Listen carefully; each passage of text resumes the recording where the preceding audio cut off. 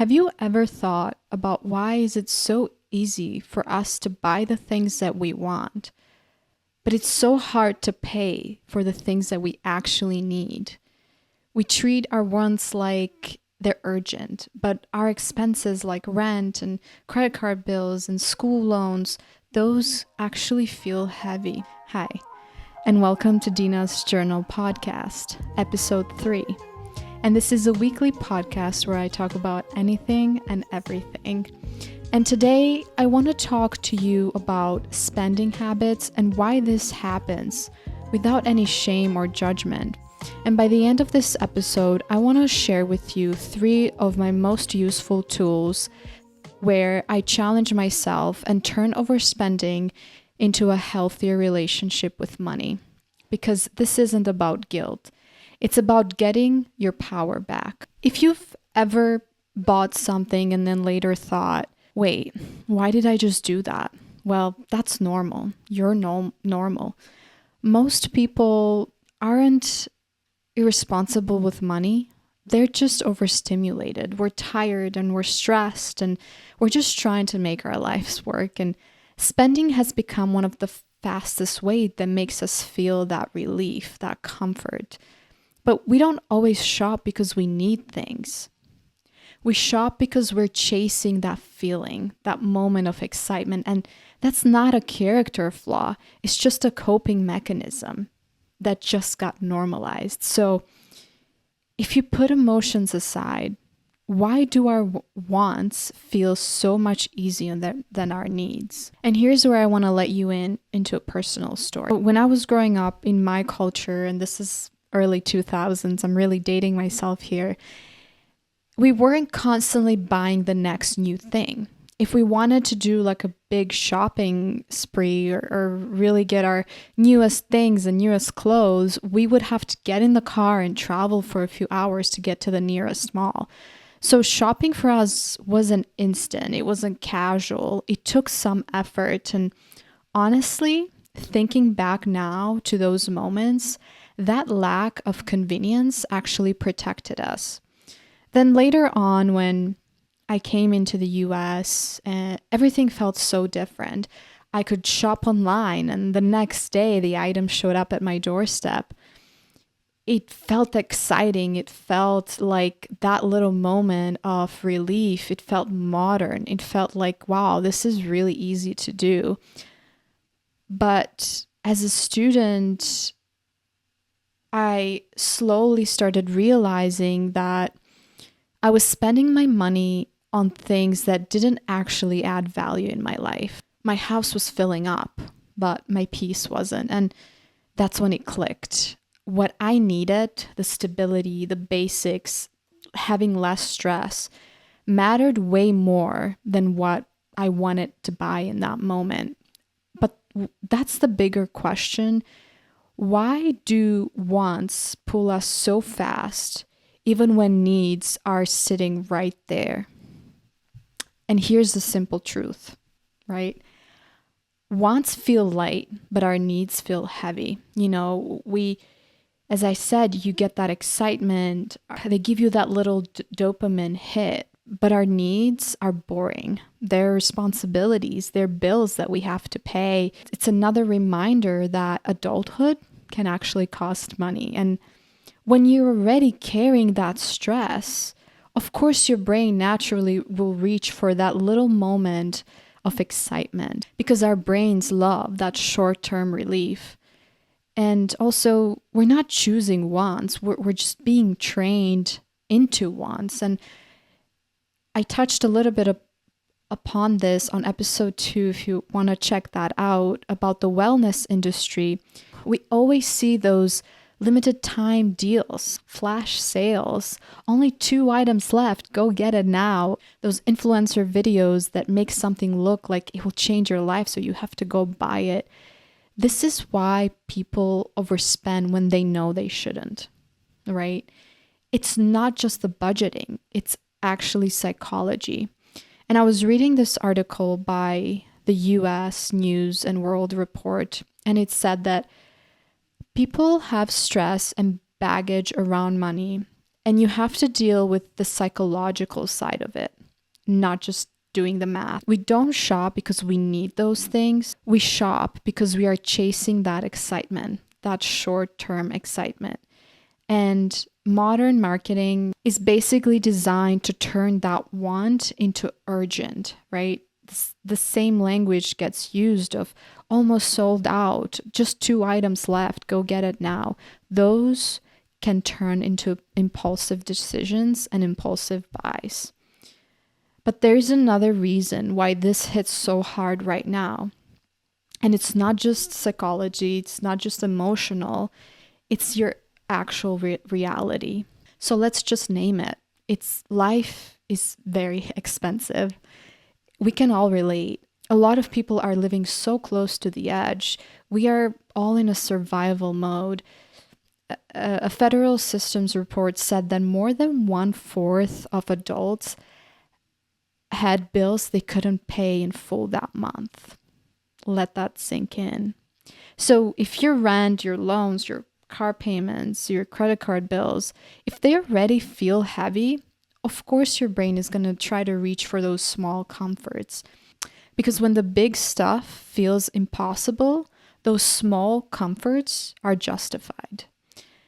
And this is where I want to come in and say, and I don't want this conversation to become, just stop buying your coffee outside, or, be more disciplined and do your budget for the month. No, this is not the point. The point is that a lot of us are coping, and shopping is the easiest comfort we're being offered. And, this is that part of the episode that I want to put what I just talked aside, and I want us to be more practical, because we need to talk about the tools. What are some of the tools that can make our overspending feel painless, right? So let's talk about credit cards. Let's dive in. And I want to say this clearly. Credit cards aren't the problem. They can be great. What is a problem is the way that modern spending can disconnect you from the feeling of money leaving. Because if you don't feel those costs right away, it just feels like it doesn't count, right? Let me give you a scenario. You make a purchase, a small purchase that in the beginning feels harmless. But then later in the month, that bill comes, and then you start feeling guilty. And then you try to seek that comfort again. And then that cycle repeats itself. So the problem isn't the credit card. It's the relationship that we have with our spending, because credit cards can be really useful tools. And you have to remember and maybe remind yourself, tools aren't making the decisions, people are making the decisions. Credit cards can be an amazing tool if you know how to use them. If you use them intentionally, you're building your credit, you're getting rewards, you're getting points, you're protecting your money. So this isn't about trying to avoid them, but it's about being honest. Am I using this for convenience, or am I using this to avoid discomfort? And convenience is helpful, but avoidance is expensive. So what can we do with that? Well, those small, meaningful, and manageable changes that you make can actually stick better together than willpower. And when you think about strategies like planning purchases with a list, or tracking your saving, or making money harder to access, or putting things in your cart and letting them sit there for some time, those things can actually help. But I want to also bring you to a conversation that I feel like I've been hearing a lot lately. Maybe a category a lot of us are interested in, where cheap and cute becomes a financial and emotional trap for a lot of us, and that is fast fashion. Let's talk about it. I've been listening to a few conversations about overconsumption lately, and it's comforting to know that it's not a me problem or a you problem, it's a cultural problem. One of the podcasts that I listened to, Financial Feminist, talks about the idea of breaking the cycle by shifting your mindset around consumption. And what does that mean? It's when you start questioning the idea of new means automatically means better, and thinking about your purchases through a few different lenses. And here's where fast fashion comes in. Fast fashion is literally built to make you think, it's cheap, it's cute, why not? I'm just going to buy it. What do I have to lose? But let me tell you what happens after. You buy it, you wear it a few times. Because the materials are cheap, it starts shrinking, it starts losing its shape, and the quality is bad. So it just becomes clutter and you throw it away. And actually, while listening to these conversations, one stat that really hit me was that many items today are worn between 7 to 10 times before they're thrown out. And compared to 15 years ago or so, this is a big drop. Other shows too, they cite that Americans on average buy 1 to 1.3 items a week. New pieces of clothing. This is brand new things, which shows how normalized this has become, right? You're buying that $4 shirt and you're thinking, oh, it's not that much money. That's fine. But then what ends up happening, the next week you're buying another $4 shirt and another $4 shirt. And at the end, you're not really saving money, right? Cheap isn't cheap if you keep rebuying it, right? Let's think about that. But what can we do that sounds more realistic, not extreme, something that can actually gives us something to look forward? This is where I want to share what I do, my top 3 rules that I use when I have that itch that I want to spend my money for no reason, no need. And the first rule is the pause rule. And before you buy something, pause and ask yourself, am I buying this because I need it or because I want a break, right? I am bored, or I need to get out of my routine, or I just want to scroll and see what's new. Sometimes what we want isn't stuff. It's just a break, right? And my second rule is the 24-hour want window. And I call it that because if I want to purchase something and it's not urgent, I give it 24 hours. If I'm on Amazon or somewhere online or even at the store, I put it in my cart. I leave it there. And then I check again the next day. Usually, I have already forgotten about what's in my cart. I don't think about it. I don't buy it. Most cravings don't survive the night because delay creates clarity. And I use that rule all the time, and it's really stopped me from making those unnecessary purchases that I wanted, but I didn't really need. And the final rule that I give myself is replace new with better. And what I mean by that is instead of I want something new, try telling yourself, I want something that works better, right? Sometimes that could mean you're buying less. Sometimes that means that you're repairing something that's broken, right? Just because, we have to become resourceful. We have to know how to repair things and how to fix it without having to buy new just because. Or, sometimes that's thrifting, or sometimes that's just waiting. And that's the look forward to part, because you're building a life that's calmer, not cluttered. And this is the part I want you to hear clearly, because this is where people either change or they spiral, right? And I want to end this by saying something important, that if you are in this position, just like we all are, and you've been struggling with money or feeling guilty about how you spend it, that doesn't mean that you're irresponsible or that you're failing.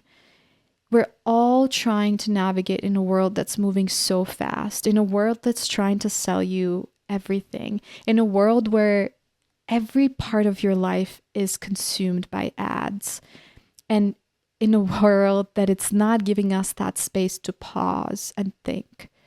But the good news is you don't have to overhaul your life to change your relationship with money, right? You don't need to stop enjoying things. You don't need to be perfect. You just need to have awareness and one small moment of choice and pause and think. Every time you pause, every time you choose intentionally, you're building trust with yourself, right? And that trust matters, I think, more than any budget that you can make or any other strategies that you try to follow. And over time, those small changes will add up. And not trying to restrict your life, but building that confidence. And not into making yourself feel less joy, but into having more financial freedom. You are not behind. You're just learning. We're all just learning. And that's a powerful place to be in. I want to leave you with the journal prompt of the week. And I want you to ask yourself or think about your last purchase. What did you want to buy? And what was the feeling you're hoping it would give you, right? Was it comfort, relief, reward, confidence, or something else? If you want, you can put that in the comments below. I'd love to chat with you a little more. No shame, no judgment, only curiosity. And with that, thank you for listening to Dina's Journal podcast. And thank you for making it all the way to the end. Please don't forget to like and subscribe and follow so we can keep having more of these conversations and hanging out. Also, you can follow me on all social platforms at Dina's_journal. I'll put it in the description and the links. And thank you for being here and sharing this space with me. Cheers. Bye.